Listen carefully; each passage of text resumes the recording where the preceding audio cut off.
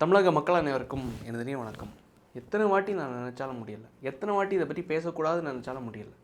இவன் என்ன திருந்தல்ல மாமான்னு சொன்ன மாதிரி சத்தியமாக இன்னும் இந்த நாம் தமிழர் கட்சிக்கு மேலே கோவம் கோவம் கோவம், வெறுப்பு வெறுப்பு வெறுப்பு. ஏன் தெரியுமா? நேற்றுக்கு இன்பநிதி அவர்கள் எடுத்த படத்தை பற்றி பேசியிருந்தோம். லைக் வந்து கமலஹாசனையும் ரஜினிகாந்த் அவர்களையும் வச்சு சேர்த்து ஒரு படம் எடுக்கிறாங்க அப்படின்னு சொல்லிட்டு. லைக் இதை பற்றியாச்சும் பேசுவாங்க. 700 கோடி ரூபா ஊர்பட்டு காசா, இல்லை ₹1 ₹2 காசா, இல்லை ₹1 கோடி ₹2 காசா? 700 கோடி ரூபாவுக்கு ஒரு படத்தை எடுத்து வச்சுருக்காங்க, எடுக்க போகிறாங்க அப்படின்னு சொல்லிட்டு. 2000 கோடி ரூபாவுக்கு இங்கே நேரு ஊழல் பண்ணி வச்சுருக்காரு அப்படின்னு சொல்லிட்டு. இங்கே வந்து எவ்வளோ விஷயங்கள் தெரியுமா? இப்போ சமீபத்தில் ஒரு வாரம் தான் இருக்கும். என்னென்னா தாம்பரத்தில் வந்து ஒரு ஒரு ஒரு இளைஞரை விசாரணைக்காக கூப்பிட்டு போயிட்டு அங்கே லாக்அப் டெத்து. கிட்டத்தட்ட ஒரு வாரத்தில் அந்த இளைஞர் வந்து இறந்து போயிடுறாரு.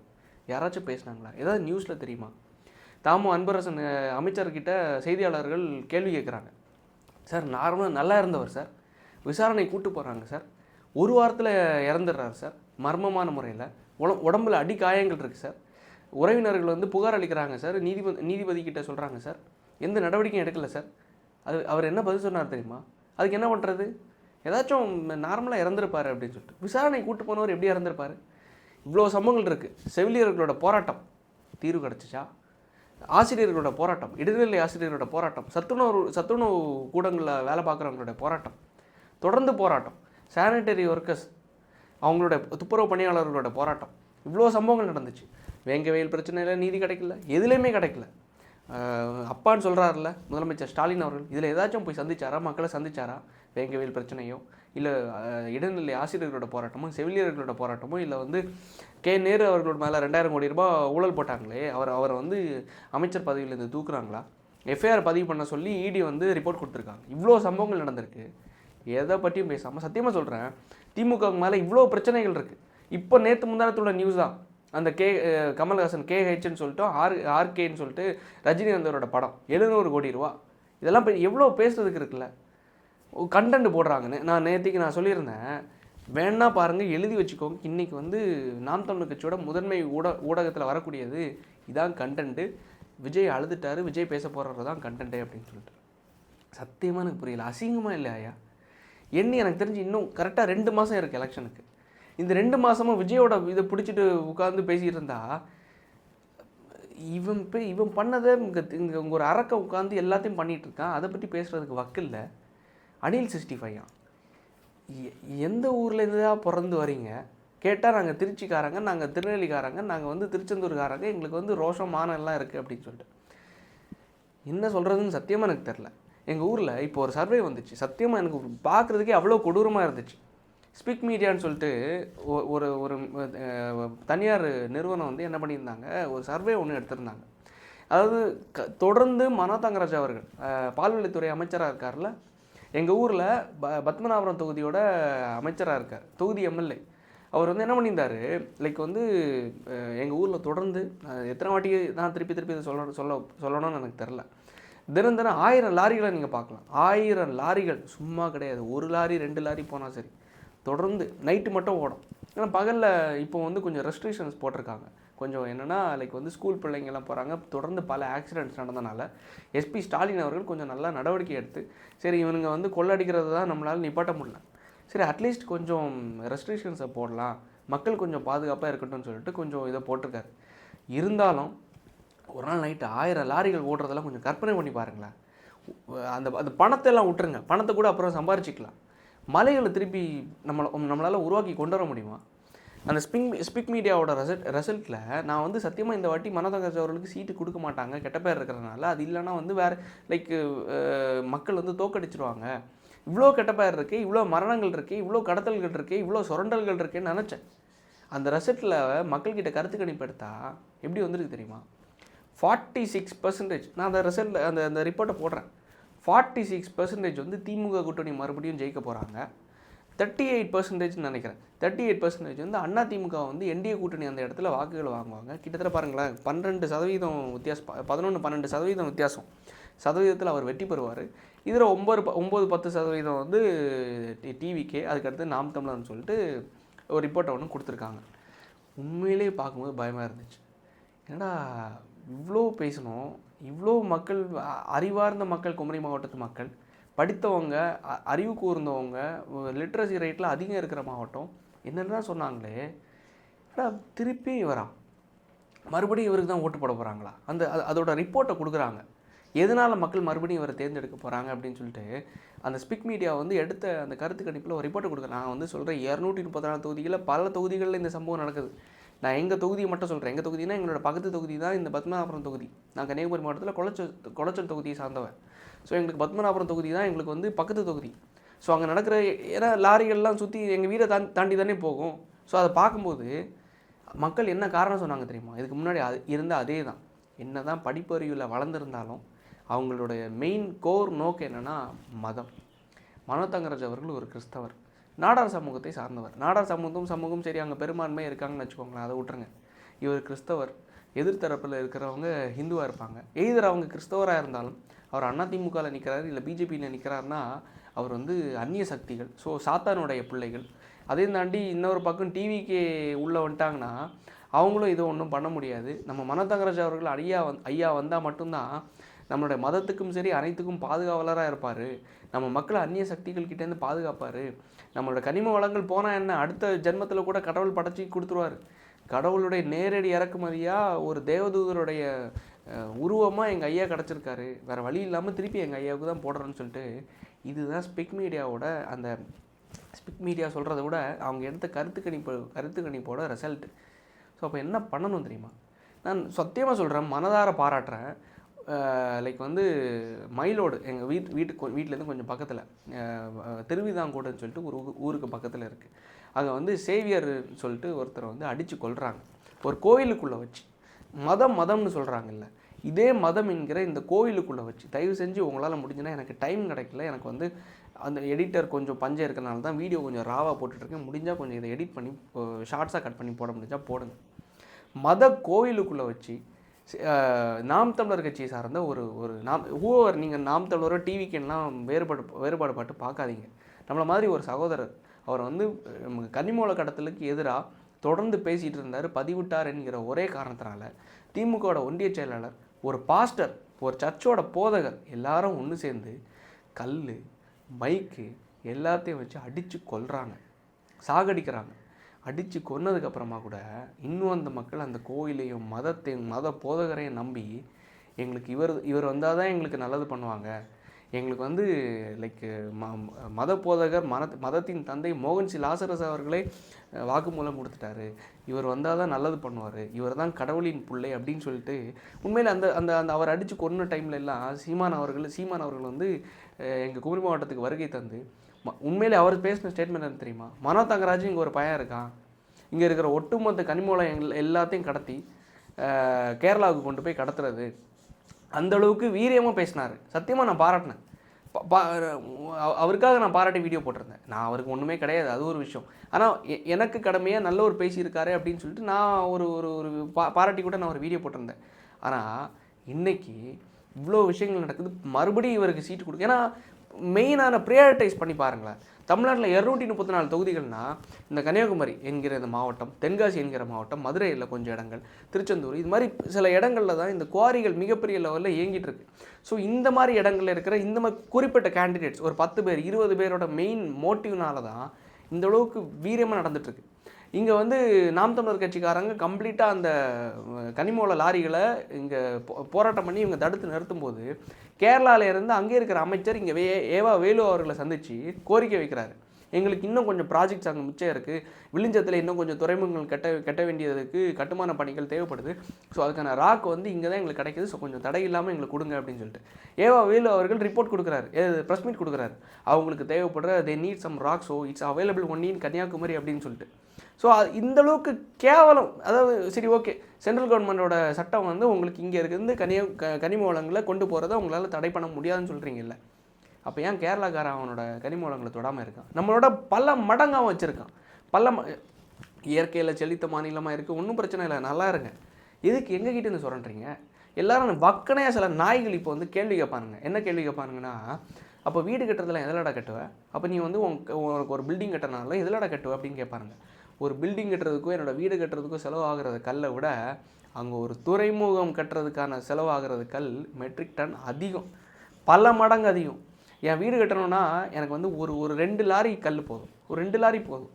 அங்கே வந்து ஒரு நாளைக்கு 1000 லாரிகள் ஓடுது, ஒரு நாளைக்கு 1000 லாரிகள் ஓடுது. இந்த வக்கனையாக இந்த லிட்ரஸி ரேட் அதிகம்னு சொல்கிறாங்கல்ல, இந்த முட்டா பயலுங்களுக்கு இதுதான் லிட்ரஸி ரேட்டில் அதிகங்கிறது சொல்கிறது. என்னத்தை சொல்கிறதுன்னு தெரியல கன்னியாகுமரி மாவட்டத்து மக்களை. திருப்பி நம்ம பதிவிட்டுருக்கோம். 46% அவர் திருப்பியும் ஜெயிக்க போகிறாரு, 12% ஓட்டு வித்தியாசத்தில் ஜெயிக்க போகிறாருங்கிற அந்த ரிசல்ட்டை பார்க்கும்போது சத்தியமாக என்ன சொல்ல போகிறேன்னு தெரில. இதை பார்த்துட்டு இவங்க நாம் தமிழர் கட்சி அணில் வறுவல் போட்டுட்ருக்காங்க. என்னத்தை அதாவது 3 நாள் களைப்பாக நல்லா ஓடி உழைச்சிட்டாங்களா, உழைச்சி மாநாடை நடத்திட்டாங்களா? சத்தியமாக மாநாடை பார்க்கும்போது சீமான் அவர்கள் பேசினது நல்லா இருந்துச்சு, நம்மளும் நல்லா தான் பேசியிருந்தோம். ஆனால் முடித்ததுக்கப்புறம் வேலையை ஆரம்பிச்சிட்டாங்க பாருங்களேன். வருமானம், காசு, முழுக்க காசு. விஜய் திட்டினா காசு, டிவிக்கே திட்டினா காசு. நேற்றுக்கு ஒரு மேடையில் பேசியிருந்தாங்க, ஒரு ஜெனரேட்டட் பிக். அதாவது ஒரு டைமில் வந்து ஒரு மாநாட்டில் வந்து பேசிகிட்டு இருக்கும்போது ஒரு பேப்பரை வச்சு அவர் படிச்சுட்டு இருக்காரு. ஸோ A4 ஷீட்டு அப்படின்னு சொல்லிட்டு ஒரு விமர்சனம் போயிட்டு இருந்துச்சு. அவங்க பேசினதை அப்படியே ஏஐயில் பிரிண்ட் அவுட் எடுத்து கம்ப்ளீட்டாக ஒரு ஸ்கிரிப்ட் மாதிரி ரெடி பண்ணி இதுதான் இன்றைக்கி பேசியிருக்காங்க, இதுதான் இன்றைக்கி பேசப்பட்ட கண்டென்ட்டுங்கிறத போட்டிருக்காங்க. சரி, என்ன தான் பேசிட்டு போகிறாங்க அவங்க? இப்போ விசுவாசம் மாறாமல் போகிறாங்க, இல்லை பார்த்து பேசுகிறாங்களோ பார்க்காம பேசுகிறாங்களோ, வாட் எவர், என்ன தான் பேசிட்டு போகிறாங்க, ரைட்டு. திட்டுறது யாரை? திமுகவை. உங்களே திட்டாங்க, இல்லை உங்களே பேசினாங்க. இதுக்கு அடுத்து என்ன பண்ணியிருக்காங்க? இதே மாநாட்டில் சரி ஓகே பேப்பர் வச்சு படிக்கிறாருன்னு வச்சுக்கோங்களேன். இதே நாம் தமிழர் கட்சியோட முதன்மை வலையொலியில் இருக்கிற நபர், நான் பேர் சொல்லலாம் விரும்பல, அந்தளவுக்கு எனக்கு வெறுத்துருச்சு. நபர் என்ன பேசினார் தெரியுமா? இதுக்கு முன்னாடி சொன்ன அந்த வீடியோ போட்ட காப்பிரைட் இஷ்யூ வந்துடும். என்ன பேசியிருந்தாருன்னா, லைக் வந்து இப்போ சமீபத்தில் விஜய் என்ன கிழிச்சிட்டான், என்ன சம்பளம் வாங்கிட்டான், சம்பளம் வாங்கினா மக்களுக்கு என்ன செஞ்சான், இவ்வளோ நாள் ஒத்த காசு செலவு பண்ணானா, கஞ்சப்பாய மக்களுக்கு ஒன்றுமே பண்ணல அப்படின்னு சொல்லிட்டு ஒரு வீடியோவில் பேசியிருந்தார். அவர் கேட்ட கேள்விக்கு பதிலும் அவரே கொடுத்துட்டார். என்ன தெரியுமா? விஜய் இது வரைக்கும் அரசியலுக்கு பண்ணால் கூட பிரச்சனை இல்லை, அரசியலுக்காக அவர் பண்ணியிருந்தால் கூட பிரச்சனை இல்லை, மக்கள் பிரச்சனையில் நின்னார், மக்கள் பிரச்சனைக்காக களத்தில் வந்தார், நீட்டு பிரச்சனைக்கு வந்தார், தூத்துக்குடி பிரச்சனைக்கு வந்தார், லைக் வந்து ஜல்லிக்கட்டு பிரச்சனைக்கு வந்தார், இவ்வளோ பிரச்சனைக்கு வந்திருக்கார். அவர் அரசியலுக்காக பண்ணியிருந்தால் கூட பிரச்சனை இல்லை, அவர் வந்து ஒரு தமிழராக அவர் வரணும். இதே மாதிரி தான் விஜயகாந்தை வந்து எல்லாருமே கலாய்ச்சி ஓட்டிட்டாங்க. வேறு யாரும் கிடையாது, நீங்கள் தான் கலாய்ச்சி அவரை ஓரந்தள்ளினீங்க, வேறு யாரும் கிடையாது. ரஜினிகாந்தை நீங்கள் தான் கலாய்ச்சி ஓரந்தள்ளினீங்க. இந்த அளவுக்கு எப்படி தான் இதை சொல்கிறதுக்கு எனக்கு தெரில. தோமையார்புரம்னு ஒரு கிராமம் இருக்குது. நான் நேரடியாக முதல்ல இவ்வளோ பேச ஆரம்பித்ததுக்கப்புறம் நான் களத்துக்கு போய் மக்களை சந்தித்து பார்த்து ஒரு பிரச்சனைன்னா, திருநெல்வேலியில் கிட்டத்தட்ட 7-8 கடற்கரை கிராமங்கள் இருக்குது. அதில் இடிஞ்சகரை பக்கத்தில் இருக்கிற ஒரு கிராமம் தான் தோமையார்புரம்னு அழைக்கப்படுற ஒரு கிராமம். அந்த கிராம மக்கள் கிட்டத்தட்ட 10-12 ஆண்டுகளாக தொடர்ந்து கேட்டுட்ருக்கிற ஒரே கோரிக்கை என்னென்னா, எங்களோட வாழ்வாதாரம் பிரச்சனை சார், எங்கள் வாழ்வாதார பிரச்சனைக்கு ஒரு தூண்டில் வலையை மட்டும் அமைச்சு கொடுங்க. எங்களுக்கு இருக்கிற ஒரே தொழில் வந்து இந்த மீன்பிடி தொழில் தான். இந்த மீன்பிடி தொழிலுக்கு ஒரு தூண்டில் வலையை அமைச்சு தரதுக்கு 35 கோடி ரூபாய் செலவாகுது. எல்லா கடற்கரை கிராமங்களையும் நீங்கள் அமைச்சு கொடுத்துட்டீங்க, எங்களுக்கு மட்டும் அமைச்சு தர்ற காரணம் என்ன? எங்களுக்கு ஓட்டு கம்மியாக இருக்குங்க. 500 குடும்பங்கள் என்ன இருக்காங்க. ஸோ 500 குடும்பங்கள்லாம் எங்களுக்கு ஓட்டு கம்மியாக இருக்குங்கிறதுக்காக எங்கள் கிராமத்தையும் நீங்கள் புறந்தள்ளிடுறீங்க, தயவு செஞ்சு எங்களுக்கு அமைச்சு கொடுங்க சார்னு சொல்லிட்டு கோரிக்கையை தொடர்ந்து வச்சாங்க. ஒவ்வொரு தேர்தல் வரும்போதும் இந்த வாட்டி நாங்கள் ஜெயித்தோன்னா உங்களுக்கு பண்ணி தந்துடுறோம், இந்த வாட்டி நாங்கள் ஜெயித்தோன்னா பண்ணி தந்துடுறோம்னு வாக்குறுதியை கொடுத்து மக்களை ஏமாற்றினாங்க. நம்ம களத்துக்கு போனோம், களத்துக்கு போய் அது ஒரு வீடியோவை பதிவிட்டிருந்தோம். கம்ப்ளீட்டாக அதை டாக்குமெண்ட்ரியை எடுத்து ஷார்ட்ஸாக பேசி நம்ம பதிவிட்டிருந்தோம். அதோட ரிசல்ட் என்ன தெரியுமா? உண்மையிலே நான் பேசினதுக்கு அதோட ரிசல்ட்டாக சபாநாயகர் அப்பா அவர்கள் அந்த தொகுதியோட எம்எல்ஏ டேரெக்டாக களத்துக்கு வந்து தயவு செஞ்சு உங்கள் போராட்டம், அந்த மக்களும் போராட்டம் பண்ணாங்க, நான் மட்டும் பேசலை, கிரெடிட் எனக்கு மட்டும் கிடையாது, அந்த மக்கள் தொடர்ந்து போராட்டம் பண்ணாங்க. ஸ்டில் இன்னையிலேருந்து போராட்டத்தை ஆரம்பிக்கிறாங்க. அதுக்கான காரணத்தை சொல்கிறேன். அந்த மக்கள் இந்த போராட்டம் பண்ணி நீங்கள் வந்து தயவு செஞ்சு இந்த போராட்டம் நிப்பாட்டுங்க, நாங்கள் உங்களுக்கு வந்து 10 நாளில் ஒர்க் ஆர்டர் தரோன்னு சொல்லிட்டு முதலமைச்சர் ஸ்டாலின் அவர்கள் டேரெக்டாக சந்தித்து அந்த மக்களுக்கு வந்து உறுதிமொழி அளிக்கிறார். ஒர்க் ஆர்டரை 10 நாளில் தரோன்னு. ஆஃப்டர் ஆல் நம்ம பேசினதுக்கு அப்பா அவர்கள் களத்துக்கு வராரு. ஏன்னா நம்ம பேசினது மூலமாக அந்த வீடியோ கிட்டத்தட்ட மோர் தென் 10 lakhs வியூஸ் போச்சு, 1 மில்லியனுக்கு மேலே வியூஸ் போச்சு. யூடியூப், இன்ஸ்டாகிராம்னு எல்லா பிளாட்ஃபார்ம்லேயும் லட்சக்கணக்கில் போயிருந்து. அந்த ஒரு காரணத்தினாலேன்னு எனக்கு தெரில, கிட்டத்தட்ட டேரெக்டாக அப்பா அவர்கள் வந்திருந்தார், முதலமைச்சர் ஸ்டாலின் அவர்கள் வந்து அவங்களுக்கு வாக்குறுதி கொடுத்துருந்தாங்க, 10 நாளில் ஒர்க் ஆர்டர் நாங்கள் இஷ்யூ பண்ணுறோன்னு சொல்லிட்டு. இஷ்யூ பண்ணி லைக் வந்து ஐஏஎம் நினைக்கிறேன், அங்கே இருந்து ஸ்டூடெண்ட்ஸ் எல்லாம் வந்து ஆராய்ச்சி பண்ணி இந்த கடல் பகுதியில் எப்படி தூண்டில் வளையத்தை அமைக்கலாம். அது சின்ன ஒரு ஸ்மால் எப்படி சொல்கிறது, இந்த ஹார்பர் மாதிரி இந்த ஸ்டோன்ஸ் எல்லாம் போட்டு சுற்றி போடுவாங்க. எதுக்குன்னா இந்த கடல் அலை வந்து மணலை அரிக்காமல் இருக்கிறதுக்கும், படகுகள் வந்து சரியான முறையில் கரையில் வந்து சேர்றதுக்கான ஒரு முறை. ஸோ அப்போ என்னென்னா எல்லாரும் வந்து ஆராய்ச்சி பண்ணி இந்த மாதிரி புகைப்படம் இப்படி தான் இருக்கும், உங்களுக்கு தூண்டில் விலை அமைச்சு தந்தால் இப்படி தான் இருக்கும் மக்களே அப்படின்னு சொல்லிட்டு எல்லாருக்கும் காணிச்சு கிளம்பிட்டாங்க. 10 நாள் ஆச்சு, 2 வாரம் ஆச்சு, 3 வாரம் ஆச்சு, இன்னும் காணும். ஸோ அப்போ இந்த மக்கள் திருப்பி இன்னிலேருந்து போராட்டத்தை மேற்கொள்ள போகிறாங்க. இது வந்து ஒரு தேர்தல் நாடகம் மாதிரி இருக்குது அப்படின்னு சொல்லிட்டு மக்களே திருப்பி சொல்ல ஆரம்பிச்சிட்டாங்க, பேச ஆரம்பிச்சிட்டாங்க. ஸோ இவ்வளோ பிரச்சனைகள் இருக்குது. உங்கள் ஊர் பக்கத்தில் தான் இந்த பிரச்சனை. இவ்வளோ பிரச்சனைகள் இருக்குது. ஆசிரியர்கள் பிரச்சனை, தூய்மை பணியாளர்கள் பிரச்சனை, இடைநிலை ஆசிரியர் பிரச்சனை, சத்துணவு ஊழியர்களோட பிரச்சனை, செவிலியர்களோட பிரச்சனை, இவ்வளோ சம்பவங்கள் இருக்குது. உங்களுக்கு வேங்க வெயிலில் இன்னும் அந்த மக்களுக்கான நீதி கிடைக்கல. இவ்வளோ சம்பவங்கள் இருக்குது. நீங்கள் சொன்னீங்கல்ல கரூர் விஷயத்தில் நீ என்னடா ஓடி போனேன் அப்படின்னு சொல்லிட்டு. சார் கரூர் விஷயத்தில் ஓடி போனீங்க, உங்களுக்கே தெரியாத கரூரில் என்ன நடந்துச்சுங்கிறது. விசாரணை போயிட்டுருக்கு. கரூரில் நடந்து ஒன்று இட்ஸ் ஜஸ்ட் ஆக்சிடென்ட். அவர் திருப்பி போயாச்சுன்னா ப்ராக்டிக்கலாக உங்களுக்கு ஒரு விஷயம் தெரியுதா இல்லையாங்கிறது எனக்கு தெரில. நான் ஒரு நல்ல ஒரு சினிமா ஸ்டாராக இருக்கேன்னா திருப்பி நான் மெத்தனை எடுத்து நான் திருப்பி போய் அந்த மக்களை பார்க்க போகிறேன், அன்றைக்கி உடனே சூட்டு போகிறேன்னா திருப்பி அங்கே ஒரு சட்ட ஒழுங்கு பிரச்சனை வருமா வராதா? போலீஸ் அட்வைஸ் பண்ணி அமுச்சு விட்றாங்க. சரி, அவர் பேசினது எனக்கே மனக்கசப்பு இருந்தது. ஒரு விஷயம் என்னென்னா 4 நாள் கழித்து பேசின ஒரு விஷயம். திருப்பி மக்களை சந்திச்சிருக்கலாம், ஆனால் சந்திச்சிருந்தாலும் திருப்பி ஒரு சட்ட ஒழுங்கு பிரச்சனை வரும் அப்படிங்கிறது எல்லாருக்கும் தெரிஞ்ச ஒரு விஷயம். இவ்வளோ விஷயம் நடந்ததுக்கப்புறமா, இது தெரிஞ்சதுக்கப்புறமா அதை பிடிச்சிட்டு கரூர். சரி, 41 பேர் உயிரிழந்தாங்க, பரிதாபமாக உயிரிழந்தாங்க. உயிரிழந்ததுக்கப்புறமா எல்லாரும் சந்திச்சிருந்தாங்க. இவ்வளோ விஷயம் நடந்ததுக்கப்புறமா அவர் தான் ஒட்டுமொத்த காரணம். எல்லாருக்கு மேலே தவறு இருக்குது. நான் வந்து டிவிகே மேலே தவறே இல்லை, டிஎம்கே தான் கம்ப்ளீட்டாக தவறு, டிஎம்கே தான் பண்ணிட்டாங்கலாம் நான் சொல்லலை. அவங்க தவறான இடத்த அவங்க வந்து ஒப்புதல் கொடுத்து காவல்துறை சார்பாக தவறான இடத்த கொடுத்தாங்க. அவங்க கொடுத்தது தவறான விஷயம். ஏன்னா என்னென்னா அவங்களோட உளவுத்துறை என்ன கவனிச்சிருக்கணும்னா, இவ்வளோ பெரிய கூட்டம் வரப்போகுது அப்படிங்கிற ஒரு விஷயத்தை கெஸ் பண்ணி, ஏன்னா உளவுத்துறையோட வேலை என்ன, எவ்வளோ கூட்டம் வருது, ஸோ அதுக்கு தகுந்தவரை பாதுகாப்பு வசதிகள் இவங்க வச்சுருக்காங்களா இல்லையாங்கிறது அவங்க வந்து முன்கூட்டியே தெரியணும். அவங்களுக்கு உளவுத்துறையோட வேலையே அதுதான். சார், இந்த டிவிகேக்கு இது புது கட்சி சார், இவங்களுக்கு அந்தளவுக்கு பாதுகாப்பு அம்சங்கள் இல்லை சார், ஸோ இந்த இடம் இவங்களுக்கு வசதியே இருக்காது சார், ஸோ இந்த இடத்த நீங்கள் இந்த ப்ரோக்ராமே நீங்கள் கேன்சல் பண்ணணும் அப்படின்னு சொல்லிட்டு ஒருத்தவங்க சொல்கிறாங்கன்னா அந்த ப்ரோக்ராமை அன்றைக்கி கேன்சல் பண்ணியிருப்பாங்க. நீங்கள் எதுக்கு அவங்களுக்கு பெர்மிஷன் கொடுத்தீங்க? அவங்க பேசினாங்க, வரும்போது காவல்துறைக்கு நன்றி சொன்னாங்க. எதுக்காகனா இந்த அளவுக்கு நடக்குங்கிறது யாருக்கும் தெரியாது. நன்றி சொன்னாங்க, உள்ளே வந்தாங்க, அசம்பாவிதம் நடந்துச்சு, முடிஞ்சிச்சு. இவ்வளோ ஒரு கொடூரமான விஷயம் நடந்ததுக்கு எல்லாரும் காரணம். குழந்தைய கூப்பிட்டு போன சின்ன குழந்தைக்கு என்ன தெரியும்? அந்த குழந்தைக்கு யாரை காணிச்சாலும் மாமான்னு தான் சொல்லும், சிரிக்க தான் செய்யும். விஜயங்கிறது மட்டும் கிடையாது. குழந்தைகளை கூப்பிட்டு போன தாய்மார் மேலேயும் பிரச்சனை, அதுக்கு பெர்மிஷன் கொடுத்த காவல்துறை மேலேயும் பிரச்சனை, அதுக்கு ஒப்புதல் கொடுத்த அரசாங்கம் மேலேயும் பிரச்சனை. இது தெரியாமல் நமக்கு இவ்வளோ கூட்டம் வரும்னு சொல்லிட்டு அதை ரிப்போர்ட் பண்ணாத உளவுத்துறை மேலே பிரச்சனை. இதை வந்து அறியாமையில் அதுக்கான வசதி ஏற்படுத்தாத டிவிகே மேலேயும் பிரச்சனை. எல்லார் மேலேயும் பிரச்சனை இருக்குது. பொதுவாக பேசுவோமே, எல்லாருக்கு மேலேயும் பிரச்சனை இருக்குது. ஸோ இதை வந்து பேசாமல் நீ என்னடா பின்னங்கால் ஓடுற அளவுக்கு நீ ஓடிட்ட, நீ ஒரு தலைவனா? சத்தியமாக எனக்கு தெரில. இந்த அணில் வருவல், இந்த ஆமை வருவல், இதெல்லாம் திருப்பி பேசி ஒன்றும் பிரயோஜனம் இல்லை. எனக்கு உண்மையிலே கவலை இதே தான். நாம் தமிழர் கட்சி எவ்வளோ மதிப்பு மரியாதை வச்சுருந்தேன், இன்றைக்கி டோட்டலாக லாஸ் பண்ணிட்டாங்க. திருப்பியும் நம்ம அந்த கட்சியில் பயணிப்போமா? திருப்பி தமிழ் தேசியத்துக்காக? ஏன்னா தமிழ் தேசியங்கிற ஒரு விஷயம் எனக்கு ரொம்ப ஒரு ரத்தமும் சதையுமா நம்ம எல்லாருமே, ஏன்னா 2 லட்சம் மக்கள் அங்கே செத்து குவியும் போது அதுலேருந்து தான் நான் அரசியலை கற்றுக்க ஆரம்பித்தேன். பிரபாகரன் அவர்களாக இருந்தாலும் சரி, தொடர்ந்து நம்ம பார்த்ததும் வியந்ததும் எல்லாமே அந்த தலைவரோட ஒவ்வொரு செயல்பாடுகளும், அவரை வச்சு இங்கே சீமான் அவர்கள் பேசினதும் அதை வச்சு நம்ம அரசியல் கற்றுக்க ஆரம்பித்தோம். இன்றைக்கி இந்தளவு வெறுப்பு அரசியல் பண்ணிகிட்டு இருக்காங்கிறதான் பார்க்குறதுக்கே கவலையாக இருக்குது. மக்கள் தயவு செஞ்சு என்னதான் இருந்தாலும் சரி, நாம் தமிழ் கட்சிக்காரங்க இதை பார்த்துட்டு இருந்தாலும் சரி, யோசிச்சு பாருங்கள். ஜஸ்ட்டு ஒரு நிமிஷம் யோசிச்சு பாருங்கள். ஊரில் இவ்வளோ பிரச்சனை நடந்துட்டுருக்கு, இவ்வளோ பஞ்சாயத்து நடந்துகிட்ருக்கு. இப்போ உங்களுக்கு அணில் வருவல் முக்கியமாக என்ன? அணில் 65 உங்களுக்கு முக்கியமாக என்ன? பேசுறது கூச்சமாக இல்லை? இதுதான் உங்கள் கட்சியை? இதுக்காக தான் நீங்கள் தொடங்கப்பட்டீங்களா? எலெக்ஷனுக்கு என்ன நீங்கள் பேசுங்க, ஒன்றும் பிரச்சனை இல்லை. ஆனால் எலெக்ஷனுக்கு 60 நாளாக வச்சுட்டு இதை பற்றி பேசிகிட்டு இருந்தீங்கன்னா அங்கே இருக்கிற அந்நிய சக்திகளையும் அங்கே இருக்கிற கொடூர தீய சக்திகளை யார் அழிப்பா? நீ எல்லாரும் பேசினா தானே அதை மக்கள் வந்து திருப்பி ஓட்டு போட மாட்டாங்க, திருப்பி வந்து வாக்களிக்க மாட்டாங்க, இந்த மாதிரி அரக்கர்கள் மறுபடியும் வரமாட்டாங்க.